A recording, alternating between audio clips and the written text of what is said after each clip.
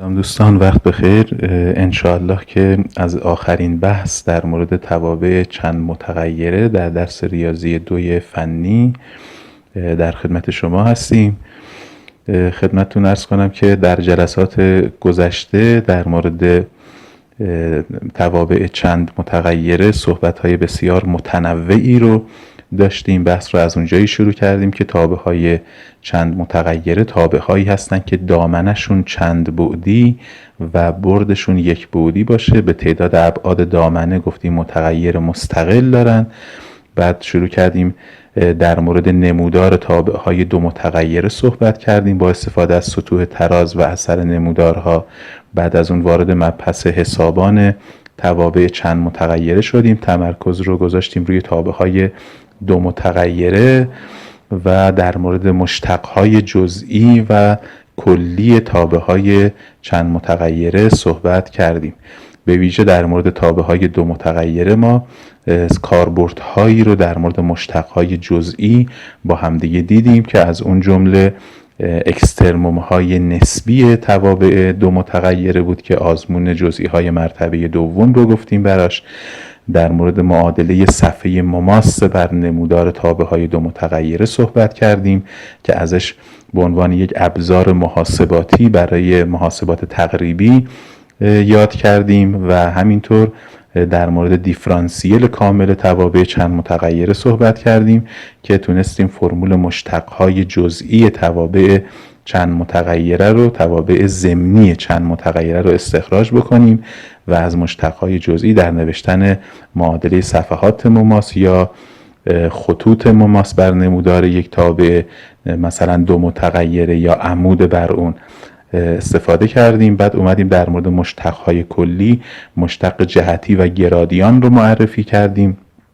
بحث بسیار طولانی رو تا الان در مورد تابع‌های چند متغیره گذروندیم و البته داستان همچنان ادامه دارد، منتها به عنوان فصل توابع چند متغیره معمولا در کتاب‌های ریاضی عمومی 2 برای رشته‌های فنی مهندسی معمولا این فصل رو در این جایی که ما امروز درس رو خواهیم بست میبندن و بعد در مورد انتگرال توابع چند متغیره یک بحث جداگانه رو صحبت میکنن. ما امروز در مورد کاربردهای مشتق جهتی و گرادیان صحبتی رو خواهیم داشت و این صحبت آخرین ما در مورد کاربرد مشتقهای توابع چند متغیره خواهد بود. اگر حضور ذهن داشته باشید گفتیم که اگر یو یک بردار یک کی باشه با مختصات آ1 و آ2، بردار یک کی یعنی اندازش برابر با 1 باشه، اون وقت مشتق جهتی f در یک نقطه‌ای مثل p از دامنه تابع f که مشتق‌های جزئی تابع در اونها موجود باشه در امتداد بردار u رو با دی f در نقطه p در امتداد u نمایش دادیم و نشون دادیم که این مشتق برابر هستش با آ1 در f نسبت به x در نقطه p به اضافه آ2 در f نسبت به y در نقطه p. جواب مشتق جهتی عدد میشد و این عدد تغییرات لحظه‌ای تابع f رو وقتی که p در امتداد بردار u جابجا میشد برای ما محاسبه میکرد. اومدیم این مشتق جهتی رو به صورت ضرب داخلی بردار آ1 و آ2 در بردار f نسبت به x در نقطه p و f نسبت به y در نقطه p نوشتیم. گفتیم آ1 و آ2 که میشه همون بردار u و برداری هم که مؤلفه هاش مشتقهای جزئی تابع در نقطه p هستن رو با این علامت نشون دادیم، بهش گفتیم گرادیان تابع f در نقطه p. این علامت دلتای برعکس هم گفتیم نابلا خونده میشه، ولی خب ما چون بحثمون گرادیان هستش وقتی می نویسیم نابلای f در نقطه p اصلا می خونیمش گرادیان f در نقطه p که گرادیان جوابش همیشه بردار و مشتق جهتی جوابش همیشه عدد میشد و این پیرو اون بحثی بود که گفتیم در مورد تابع‌های چند متغیره چندین نوع مشتق میشه تعریف کرد که بعضی از مشتق‌ها جوابشون عدد میشه، بعضی از مشتق‌ها جوابشون بردار میشه.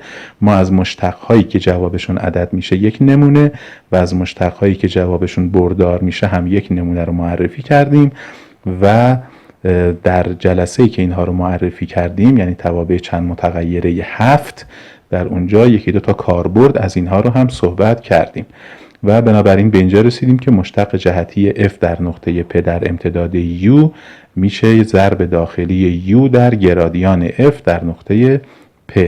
شما ملاحظه میکنید که تابع ما یک تابع دو متغیره هستش، یک تابع دو متغیره در نظر گرفتیم در محاسبات. u برداری هستش با مؤلفه های A1 و A2 در دو بعدی هستش و گرادیان هم مشتقهای جزئی تابع f نسبت به x و y هستن. این هم یک بردار در دو بعدی هستش. یعنی اگر ما مثلا برای f نمودار در نظر بگیریم که دامنه جداگانه رسم بشه، برد هم جداگانه رسم بشه، تابع z مساویه با f x و y، هم u و هم گرادیان f در نقطه p هر دوتا داخل دامنه تابع f قرار میگیرن. بنابراین اگر مثلا این بردار گرادیان f در نقطه p باشه و این هم بردار u باشه، البته u رو میشه از مبدا رسم کرد، میشه از نقطه p رسم کرد. وقتی که مختصات u داده میشه میدونیم که محل شروع بردار رو هر نقطه‌ای میتونیم بذاریم. من در نقطه p گذاشتم که بگم u و گرادیان f در نقطه p ممکنه با هم یک زاویه‌ای بسازن، یه زاویه‌ای مثل تتا، و بنابراین ما این ضرب داخلی رو میتونیم از تعریف دوم ضرب داخلی که نشون میدادیم ضرب داخلی میشه اندازه بردار اولی در اندازه بردار دومی در کوسینوس زاویه بینشون، از این فرمول هم میتونیم محاسبه بکنیم. و البته که خب u یک بردار یکه هستش، بنابراین اینجا این اندازه u میشه 1 و فقط اندازه گرادیان f در نقطه p و کوسینوس تتا اینجا باقی میمونه. یعنی مشتق جهتی f در نقطه p در امتداد u برابر هستش با اندازه گرادیان تابع در نقطه b در کوسینوس زاویه‌ای که گرادیان با بردار u با همدیگه میسازن. این رابطه هم یک رابطه برای محاسبه مشتق جهتی محسوب میشه، یک رابطه برای محاسبه گرادیان هم، محاسبه اندازه گرادیان هم محسوب میشه. در عین حال این رابطه یک اتفاق خوب رو رقم میزنه، اونم به این دلیل هستش که کوسینوس تتا یک تابع کراندار هستش. میتونیم از کراندار بودن کوسینوس تتا استفاده بکنیم و بگیم که مشتق جهتی f در یک نقطه خاص یک تابع کراندار هستش. خب مجددا من این فرمول مشتق جهتی رو نوشتمش. مشتق جهتی f در نقطه p اندازه گرادیان f در نقطه b ضرب در کوسینوس تتا که تتا شد زاویه بین گرادیان و u. با توجه به اینکه کوسینوس زاویه تتا همیشه بین -1 و 1 هستش، کوسینوس همیشه تابع کرانداریه، اگر طرفین این نامساوی ها رو در اندازه گرادیان f در نقطه p ضرب کنیم، چون این اندازه همیشه یک عدد نامنفی هستش، جهت نامساوی عوض نمیشه. بنابراین منفی اندازه گرادیان f در نقطه p کمتر مساوی اینجا هم که گرادیان در کوسینوس تتا ضرب بشه، اندازه گرادیان ضرب در کوسینوس تتا میشه مشتق جهتی. پس وسط مشتق جهتی رو نوشتم و این طرف هم میشه اندازه گرادیان f در نقطه p که در یک ضرب بشه میشه خودش. بنابراین مشتق جهتی f در نقطه p یک تابع کرانداریه. در جهت‌های مختلف که شما مشتق جهتی رو حساب کنید، کمترین اندازه‌ای که برای مشتق جهتی به دست میارید منفی اندازه بردار گرادیان هستش و بیشترین مقداری که برای مشتق جهتی به دست میارید مثبت اندازه گرادیان f در نقطه p هستش. پس این u اینجا تعیین میکنه که در چه جهتی ما بیشترین تغییرات یا کمترین تغییرات مشتق جهتی رو داشته باشیم. u هم که با گرادیان زاویه تتا درست میکنه و این نامساوی ها رو ما از اینجا تونستیم به دست بیاریم. اگر بخوایم صحبت بکنیم برای این که بیشترین مقدار مشتق جهتی که میشه اندازه گرادیان در چه جهتی اتفاق میفته، کی اتفاق میفته، باید جهتی رو در نظر بگیریم که کوسینوس تتا بشه -1، یعنی تتا باشه 0 یعنی زاویه بین گرادیان و یو باشه 0. بنابراین معنیش این هستش که یو و گرادیان f در نقطه پ رو باید همجهت در نظر گرفت، یعنی یو ضریبی از گرادیان f در نقطه پ باشه. پس بیشترین تغییرات زمانی هستش که ما یو رو همجهت با گرادیان f در نقطه پ در نظر بگیریم و در این صورت مقدار مشتق جهتی برابر با اندازه گرادیان f در نقطه پ خواهد بود. برعکسش اگر بخوایم در مورد کمترین مقدار صحبت کنیم، بخوایم بگیم اینجا کی تساوی اتفاق میفته، خب اینجا زمانی این تساوی اتفاق میفته که اینجا این تساوی اتفاق بیفته، کوسینوس تتا بشه برابر با -1. کوسینوس تتا کی میشه -1؟ موقعی که تتا پی باشه، یعنی اندازه زاویه بین گرادیان f و u پی باشه، یعنی اینا دو تا بردار دقیقاً در خلاف جهت همدیگه باشن. پس کمترین مقدار مشتق جهتی f در نقطه p در خلاف جهت گرادیان هستش، زمانیه که u رو ما ضریبی از منفی بردار گرادیان در نظر بگیریم، با گرادیان حتما در خلاف جهت باشیم. در این صورت کمترین تغییرات تابع f اتفاق خواهد افتاد. کمترین تغییرات از نظر عددهای حقیقی، مثلا منفی و مثبت بودن رو در نظر بگیرید. خب مثال داریم. این نتیجه‌ای که اینجا نوشتم همین حرفایی رو که گفتیم رو در قالب نتیجه اینجا نوشتم و مثال داریم که بیشترین افزایش f x و y مساویه با x به توان y در نقطه e و 1 متعلق به دامنه f در کدام جهت هستش. پس در چه جهت هستش؟ بیشترین تغییرات رو میدونیم در جهت بردار گرادیان هستش، اما اینجا که گفته بیشترین افزایش، چک خواهیم کرد که آیا در جهت خود بردار گرادیان یا در جهت خلاف بردار گرادیان این اتفاق میفته. پس من در هر صورت باید گرادیان رو حساب کنم. گرادیان f نسبت به x در i به اضافه f نسبت به y در j نسبت به x از اینجا مشتق بگیریم، y میشه عدد ثابت، یعنی این مثل x به توان k میشه که مشتقش میشد kx به توان k منهای 1. این هم به همین صورت y x به توان y منهای 1 در i به اضافه مشتق نسبت به y نسبت به y، این x میشه عدد ثابت، یعنی این تابع مثل a به توان x میشه مشتق گیریش که میشد a به توان x ln a. اینجا هم میشه x به توان y ln x در j. حالا مختصات نقطه p رو قرار بدم، گرادیان به دست میاد، به جای x ها e و به جای y ها 1 قرار بدیم، محاسبه کنیم. 1 و e میشه بردار گرادیان f در نقطه p، برداری که در این جهت بیشترین تغییرات و در خلاف این کمترین تغییرات رو خواهیم داشت. خب من اومدم مختصات p رو با گرادیان یه بار جمع کردم، یه بار منها کردم که ببینم بیشترین افزایش در کدوم طرف خواهد بود و بنابراین بیشترین افزایش f در جهت بردار گرادیان اتفاق میفته.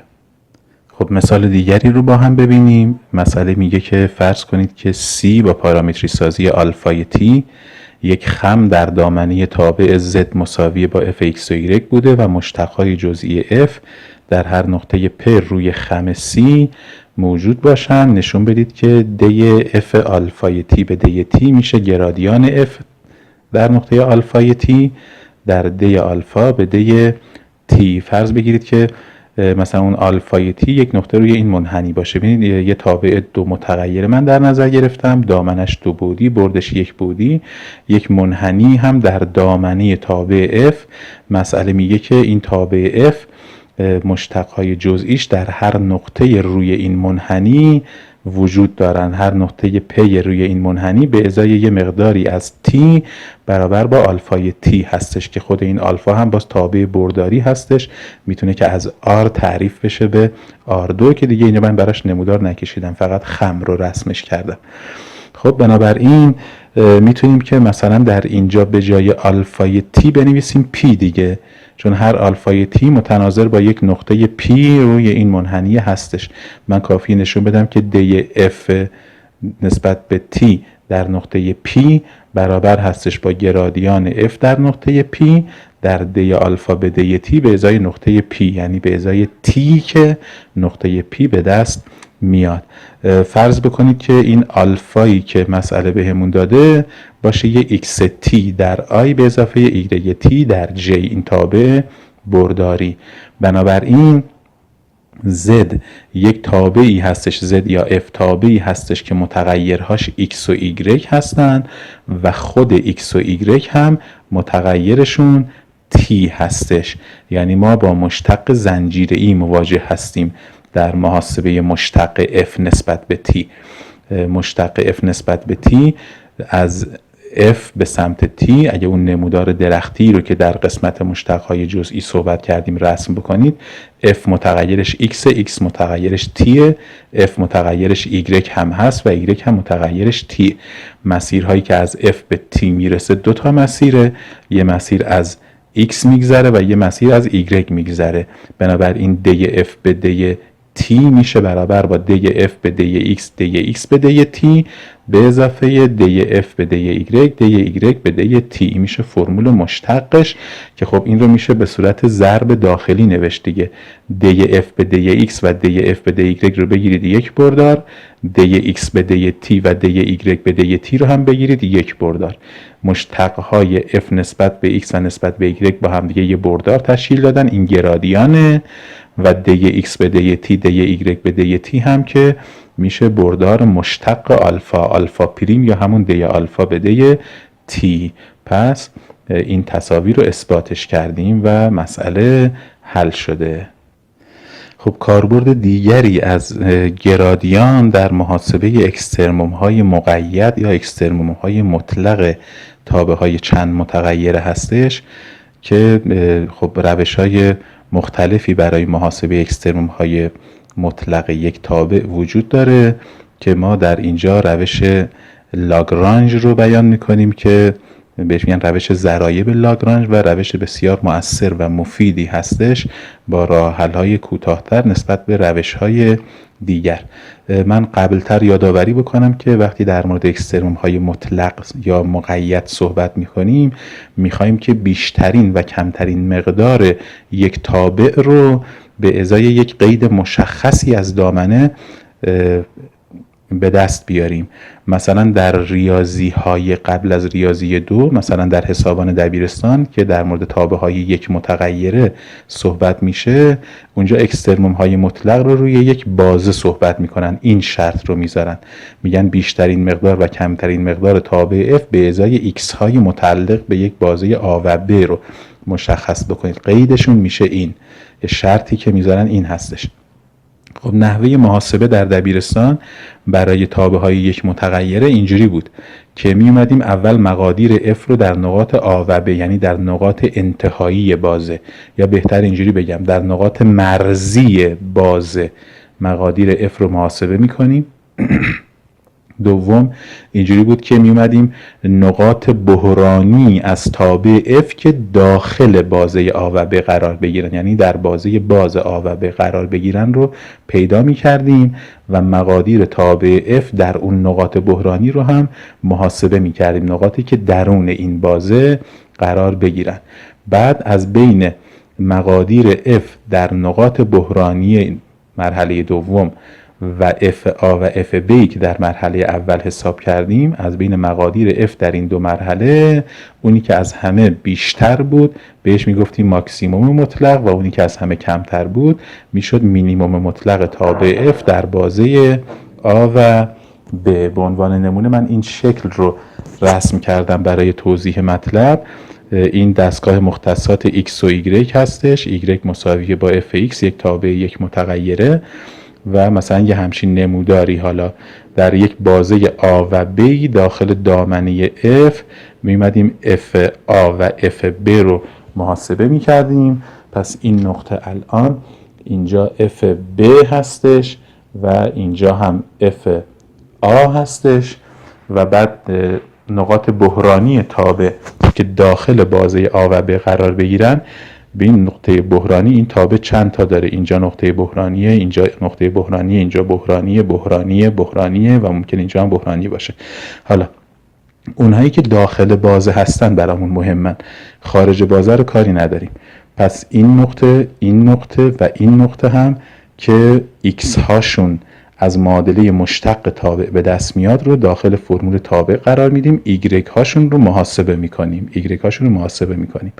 از بین این عددهایی که روی محور y ها به دست میاد، اونی که از همه بالاتر باشه میشه ماکسیموم مطلق و اونی که از همه پایین تر باشه میشه مینیموم مطلق. اونی که از همه بیشتر باشه ماکسیموم مطلق، اونی که از همه کمتر باشه مینیموم مطلق.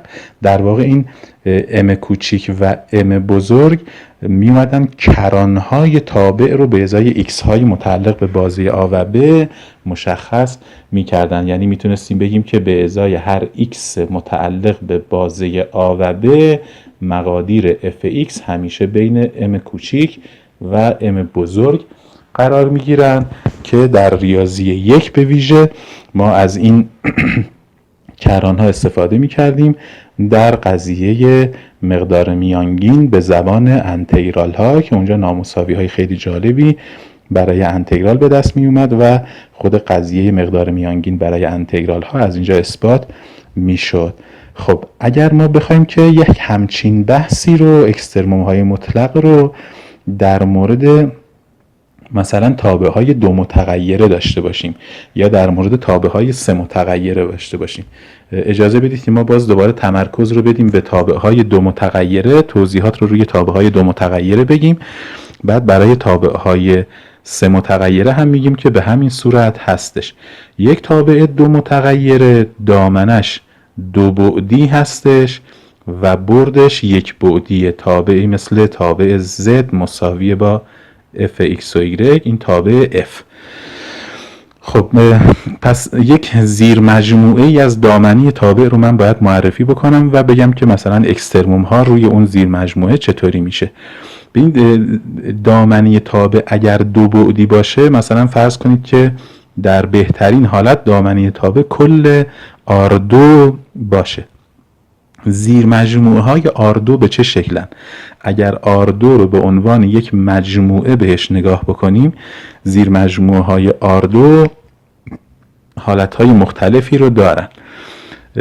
مجموعه تهی زیر مجموعه هر مجموعه ای هستش که خب هیچی دیگه، اکسترموم روی مجموعه تهی اصلا بی معنی میشه. ممکنه که زیر مجموعه F شامل فقط یک نقطه یا تعدادی نقطه باشه که از همدیگه مجزا هستن، حتی میتونه تعداد نقاط بی نهایت تا باشه. اینها زیر مجموعه های 0 بعدی F هستن، یک نقطه یا چند تا نقطه یا حتی بی نهایت تا نقطه مجزا. اجتماع مجموعه های 0 بعدی میشه برابر با 0 بعدی. اگر شما مثلا 50 تا نقطه مجزا از F رو انتخاب بکنید و به من بگید که از دامنه F انتخاب بکنید و به من بگید که اکسترموم های مطلق تابع در این مجموعه چی میشه، من میرم تک تک نقاط رو داخل فرمول F قرار میدم، بعد مقدار زدشون رو محاسبه میکنم. بیشترین عددی که برای زد به دست بیاد میشه ماکسیموم مطلق، کمترین عدد میشه مینیموم مطلق و کار ساده ای هستش، هرچند ممکنه طولانی باشه بسته به اینکه تعداد نقاط چند تا باشه، ولی کار ساده ای هستش. نهایتا از یکی از ماشین های محاسبه، حالا کامپیوتر یا ماشین حساب یا هر چیز دیگه استفاده میکنیم و ماکسیموم و مینیموم رو راحت میشه به دستش آورد. زیر مجموعه های فضای 2 بعدی دیگه چیا میتونن باشن؟ میتونیم مثلا زیر مجموعه های 1 بعدی رو در نظر بگیریم، مثل خطها، مثل منحنی ها یا پاره خطها یا قطع منحنی ها. اینها زیر مجموعه های 1 بعدی دامنه F هستن، مثلا یک منحنی C در دامنه F. میتونیم که در مورد اکسترموم های مطلق تابع به ازای نقاط روی این منحنی صحبت بکنیم. اینجا دیگه نقاط همشون به همدیگه چسبیده هستن، یعنی مثلا بی نهایت تا نقطه داریم که مجزا نیستن، کاملا به همدیگه چسبیده هستن. یا میتونیم زیر مجموعه های 2 بعدی در نظر بگیریم، بگیم مثلا نقاطی که روی و درون این مثلث قرار داشته باشه، روی مرزها و درون مثلث قرار داشته باشه، یا نقاطی که فقط درون این مثلث قرار داشته باشه. این یه زیر مجموعه 2 بعدی از دامنه F هستش. این یه زیر مجموعه یک بعدی از دامنه F هستش و بیشتر از 2 بعد هم در دامنه F جا نمیشه، یعنی بزرگترین زیر مجموعه 2 بعدی R2 میشه خود R2 و از اون بزرگتر دیگه میشه 3 بعدی که داخل 2 بعدی جا نمیشه. بنابراین من الان 2 حالت دیگه در مورد اکسترموم های مطلق رو صحبت میکنم. یه حالت این که یک زیر مجموعه یک بعدی از دامنه F رو در نظر گرفته باشیم و بعد در مورد زیر مجموعه های 2 بعدی هم از دامنه تابع 2 متغیره صحبت میکنیم. خب حالتی رو در نظر بگیریم که در دامنه تابع F یک منحنی در نظر گرفته باشیم. فرض بگیرید مثلا جدای از این که جدای از این که اصلا تابعی به اسم F داشته باشیم، در مختصات X و Y در صفحه X و Y یه منحنی به ما داده باشن، منحنی مثلا تابع G X و Y مساوی با C، تابع ضمنی به این صورت، یا اینکه مثلا تابع Y مساوی با G X، یه منحنی داخل صفحه 2 بعدی به ما داده باشن و ما بخوایم که اکسترموم های تابع رو به ازای نقاط روی این منحنی پیدا بکنیم. این منحنی میتونه که کامل باشه، میتونه هم قطع منحنی داشته باشه، یعنی ابتدا و انتهاش مشخص باشه. یک قضیه داریم به نام قضیه لاگرانژ که قضیه لاگرانژ این رو میگه هرگاه تابع F در نقطه ای روی این منحنی دارای اکسترموم باشه، در نقطه ای مثل نقطه P با مختصات x0 و y0 یا x و y، حالا فرقی نمیکنه، روی این منحنی اگر F اکسترموم داشته باشه در نقطه P، در این صورت اگر گرادیان F در نقطه P صفر نباشه، غیر صفر باشه، اون وقت یه عددی مثل لامدا متعلق به R وجود داره، به طوری که گرادیان F در نقطه P برابر میشه با لامدا در گرادیان G در نقطه P.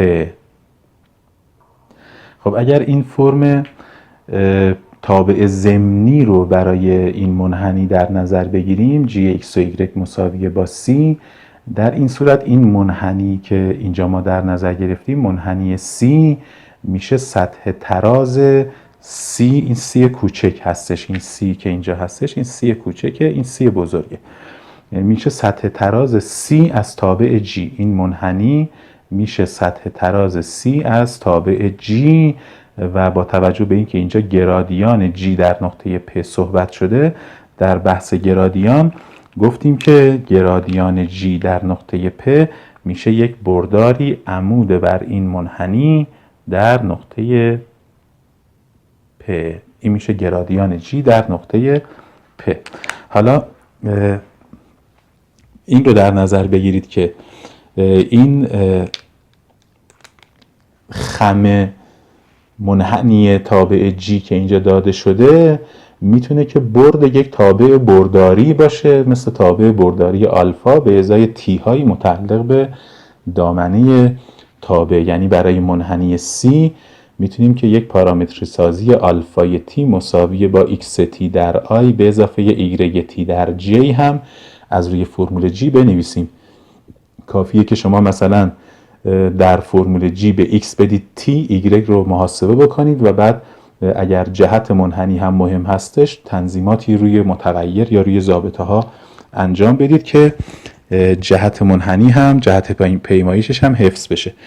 بنابراین برای منحنی C میشه یک پارامتری سازی، یک تابع برداری هم میشه به این شکل نوشت.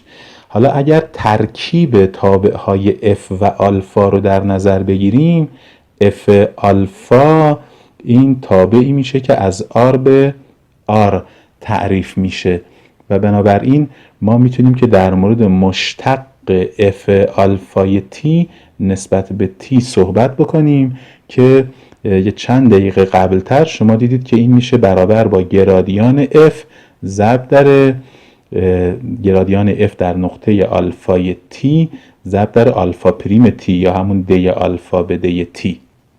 خیلی خوب. بنابراین چیزی که میشه گفت این هستش که اگر قرار باشه که در یک نقطه P ما اکسترموم داشته باشیم و این نقطه P هم به ازای یک T صفری از دامنه آلفا به دست بیاد، اگر F در نقطه T0 دارای ماکزیموم یا مینیموم باشه، دارای اکسترموم باشه، میدونیم که تابعهای یک متغیره در نقاط اکسترموم مشتقشون مساوی با 0 میشه، یعنی این میشه برابر با 0.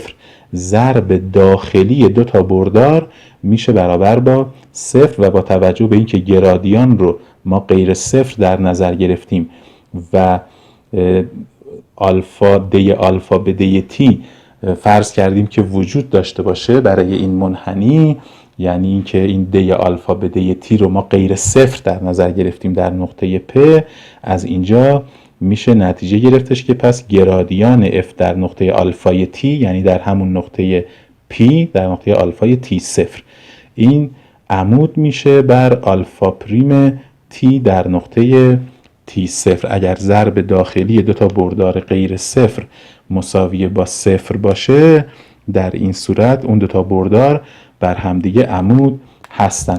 آلفا پریم تی رو هم که در فصل توابع برداری گفتیم میشه بردار مماس بر خم در نقطه پی، این میشه آلفا پریم تی.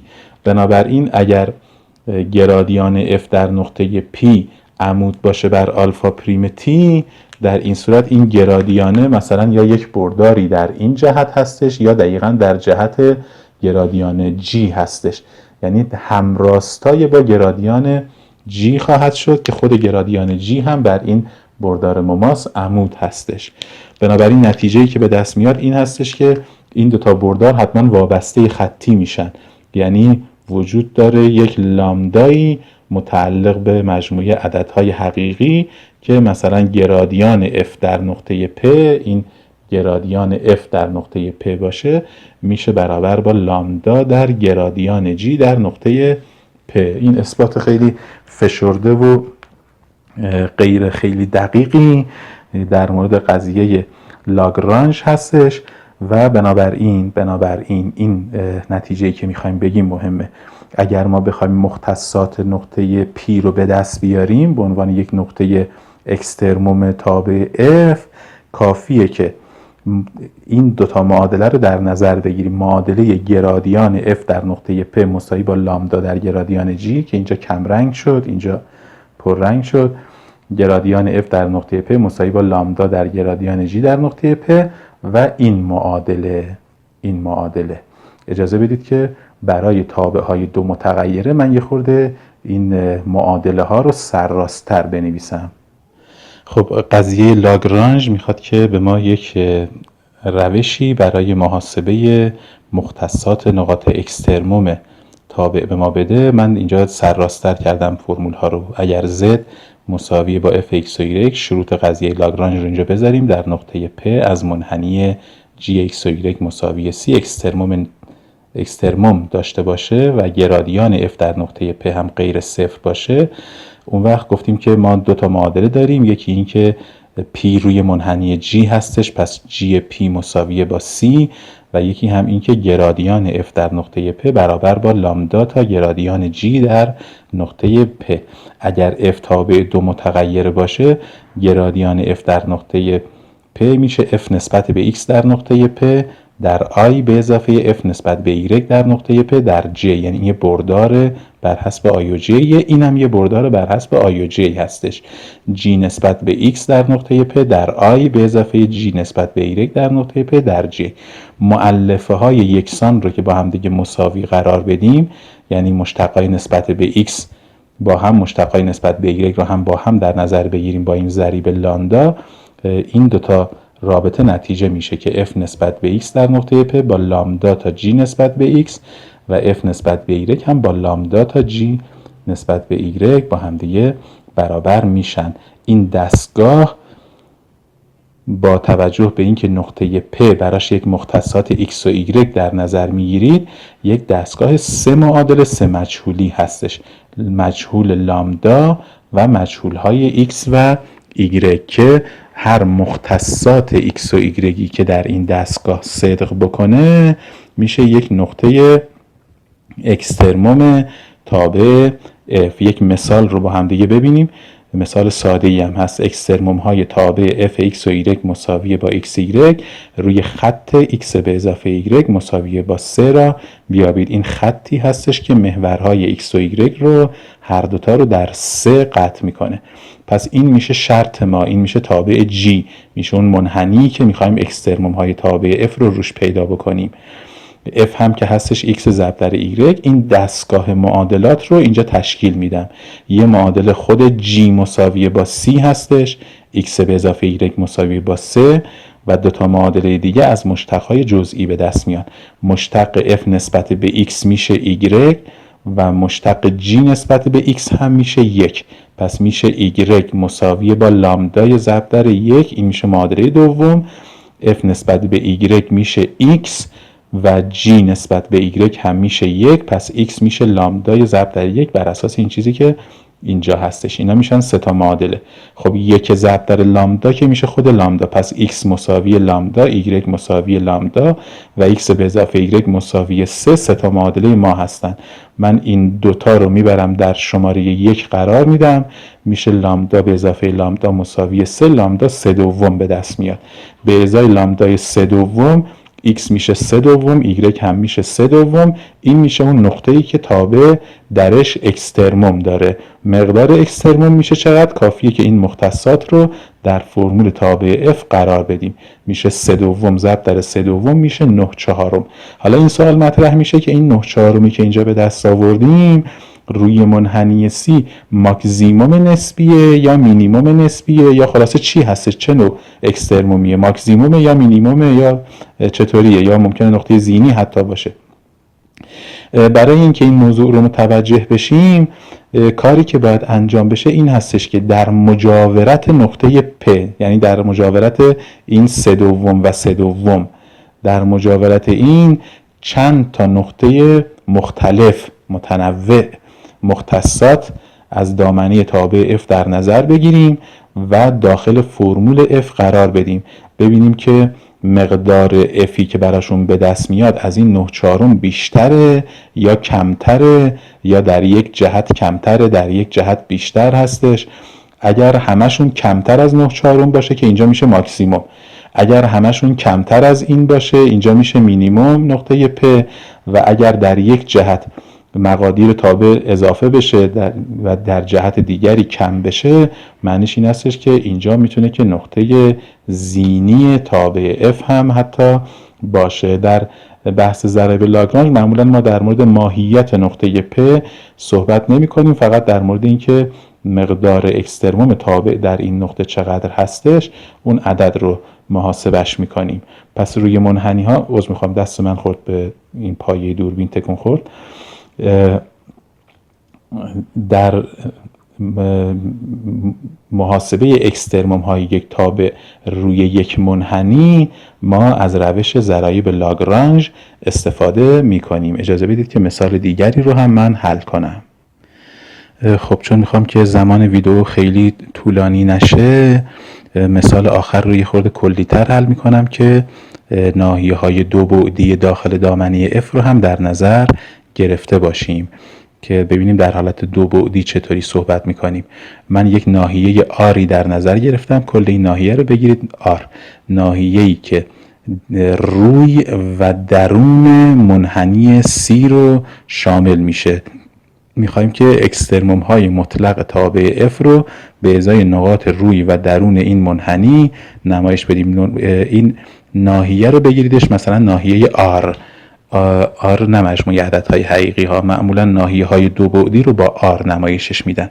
پس آر میشه نقاط روی و درون این منحنی. به این مدل کار اینجوری میشه، شبیه بازه ها برای مجموعه عددهای حقیقی برای تابع های یک متغیره اونجوری عمل میکنیم.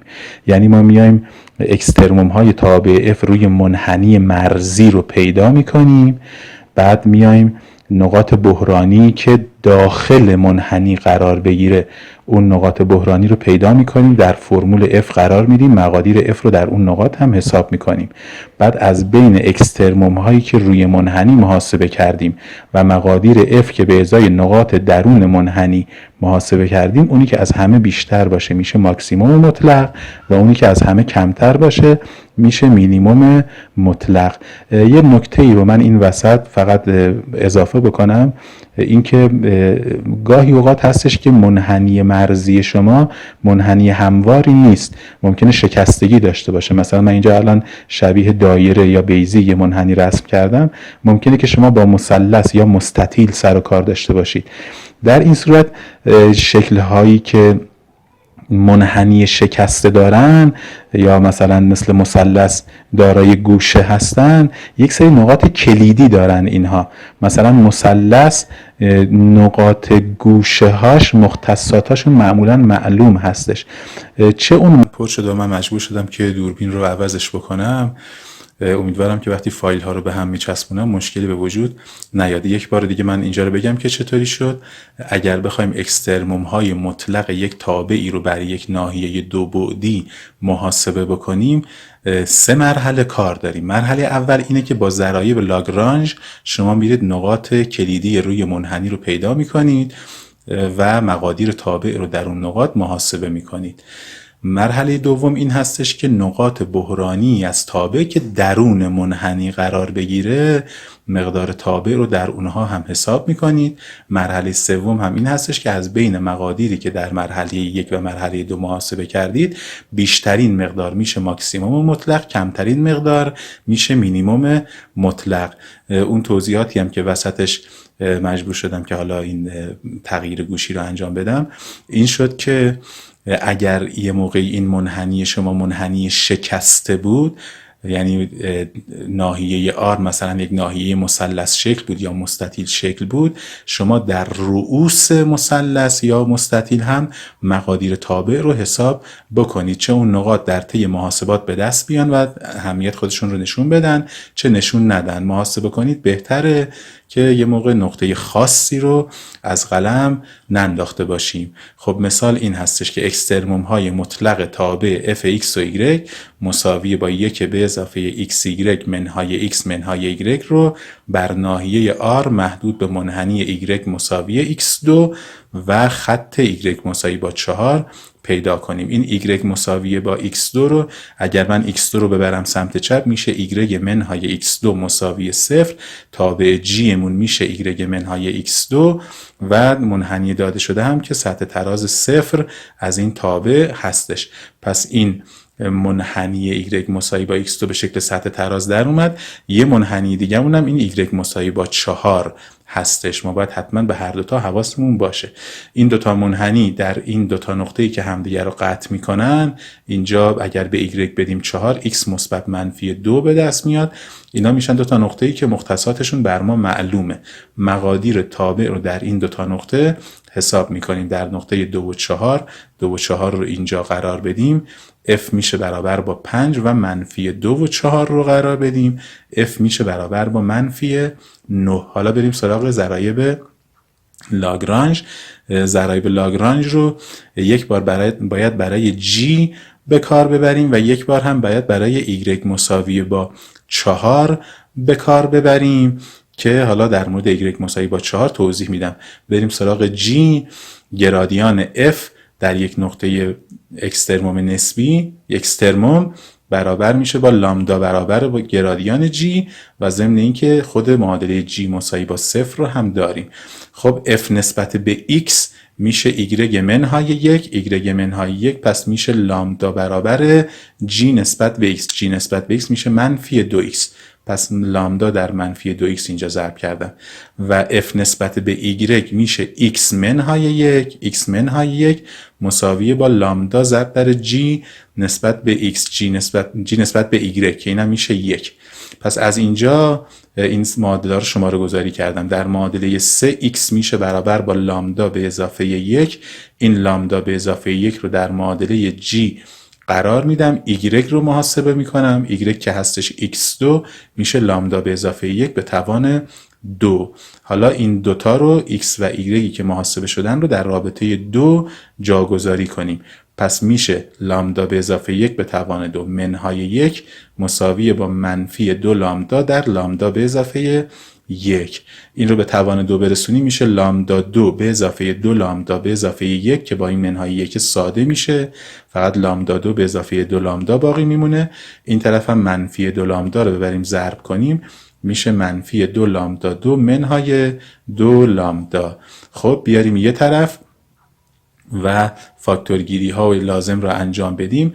میشه خلاصه این که 3 لامدا 2 به اضافه 4 لامدا مساوی با 0. از یه لامدا فاکتور بگیریم نتیجتا یا لامدا 0 یا لامدا میشه منفی 4 سوم. اگر لامدا 0 باشه x میشه 1، y هم میشه 1 به توان 2 میشه 1.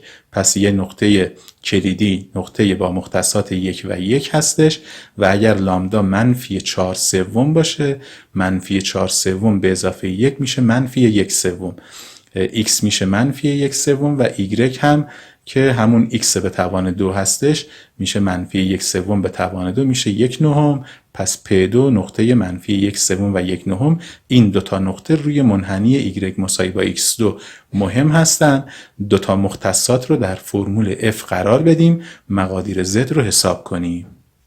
خب این دوتا نقطه‌ای رو که به دست آوردیم P1 با مختصات 1 و 1 و P2 با مختصات منفی 1 سوم و 1 نهم داخل فرمول تابع f قرار دادم و مقادیر f رو حساب کردم براشون. f1 و 1 میشه 0، f منفی 1 سوم و 1 نهم هم میشه 32 27.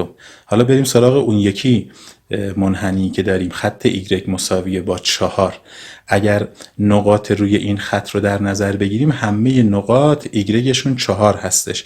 پس اگر در فرمول تابع نقاط روی این منحنی رو مد نظر داشته باشیم همشون y-شون 4. به جای y ها میتونم 4 قرار بدم، فرمول تابع رو ساده ترش کنم بشه یک تابع یک متغیره. میشه پس 1 به اضافه 4x منهای x منهای 4 که سادش بکنیم fx و 4 میشه 3x منهای 3. خب این 3x منهای 3 میشه یک خط، یک تابع صعودی هم هستش چون مشتقش میشه 3 مثبت یک تابع صعودی، یعنی مینیمم مقدارش رو در ابتدای بازه مورد بحث ما که بازه منفی 2 تا 2 هستش، مینیممش رو در ابتدای بازه ماکسیمومش در انتهای بازه میگیره. پس نقاط درون این خط خیلی مهم نیستن، فقط همین دوتا نقطه‌ای که قبلا هم مقادیر تابع رو در اونجا حساب کرده بودیم اینجا مهم میشه. نسبت به وایت بورد های قبلی من این رو اصلاح کردم، اشتباه حساب کرده بودم که 5 شده بود. اگر به نقطه 2 و 4 رو اینجا قرار بدیم حاصل 3 به دست میاد که من اشتباه کرده بودم، اصلاحش میکنم به این ترتیب. پس f منفی 2 و 4 و f 2 و 4 برامون مهم میشه به ازای x های ابتدا و انتهای بازه. این دوتا هم حساب شد. پس تکلیف ما روی نقاط مرزی مشخص شد، روی منحنی های مرزی مشخص شد. 4 تا عدد به دست آوردیم، این 4 تا عدد رو داشته باشید فعلا.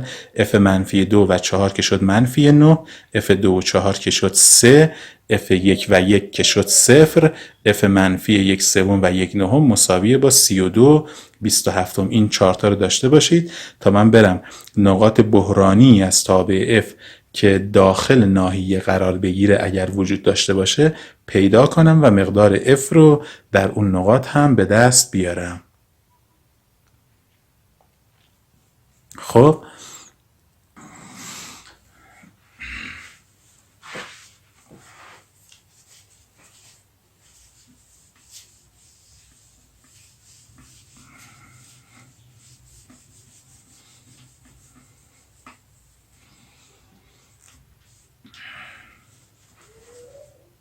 f نسبت به x و نسبت به y رو محاسبه میکنم. f نسبت به x میشه برابر با y منهای 1 و f نسبت به y رو هم که حساب کرده بودیم x منهای 1 و این دوتا رو مساویه با 0 قرار بدیم. f نسبت به x و نسبت به y رو مساویه با 0 قرار بدیم x 1 به دست میاد و y هم 1 به دست میاد. آیا مختصات 1 و 1 درون این ناحیه است یا روی منحنی های مرزی مختصات 1 و 1 در y مساویه با x2 صدق میکنه؟ بنابراین روی منحنی مرزی هستش که ما بحث منحنی های مرزی رو قبلا انجام دادیم. بنابراین نقطه بحرانی از تابع که درون ناحیه باشه و برامون مهم باشه پیدا نکردیم. اگر پیدا میکردیم مقدار تابع رو در اون نقاط هم حساب میکردم. اینی که پیدا کردیم روی مرز، بحث مرزها رو قبلا انجام دادیم. این F1 و 1 قبلا محاسبه شده. بنابراین فقط از بین همین 4 تا عددی که پیدا کردیم ماکسیموم و مینیموم مطلق تابع بر ناحیه داده شده معلوم میشه. بیشترین مقدار و کمترین مقدار از بین اینها رو باید ببینیم که کدوم یکی هستش. خب کمترین مقدار که قطعا -9 هست. تابع هم این 3 هستش، چون 32/27 که میشه 1 و خورده ای از 3 کمتر میشه. پس این 3 میشه ماکسیموم مطلق F به ازای ناحیه داده شده و مینیموم مطلق F هم بر ناحیه داده شده میشه برابر با -9 که این در نقطه -2 و 4 اتفاق میفته و این هم در نقطه با مختصات 2 و 4 اتفاق میفته. خیلی خوب، این هم بحث اکسترموم های مطلق بر یک ناحیه که من در 2 شکل برای شما مطرح کردم. در حالتی که زیر مجموعه دامنی تابع رو یک منحنی یعنی یک شیء یک بعدی گرفته باشیم، یا اینکه 2 بعدی در نظر گرفته باشیم یعنی یک ناحیه به همراه نقاط مرزیش یا حتی بدون نقاط مرزیش. اگر بدون نقاط مرزیش باشه دیگه بحث روی مرزها رو نیاز نداریم. خب بحث توابع چند متغیره رو در درس ریاضی 2 همینجا میبندیم با این توضیح که ضرایب لاگرانژیش که بحثش رو گفتیم اگر تابع 3 متغیره هم باشه دقیقاً به همین روالی که برای تابع های 2 متغیره مسئله حل کردیم اونجا هم دقیقاً به همین شکل مسئله حل میشه و چیز اضافه‌ای برای گفتن نداریم. خب بحث بعدی که ما برای توابع چند متغیره بخوایم بگیم در مورد انتگرال های تابع های چند متغیره صحبت خواهیم کرد. خسته نباشید. شما رو به خدای بزرگ می‌سپارم.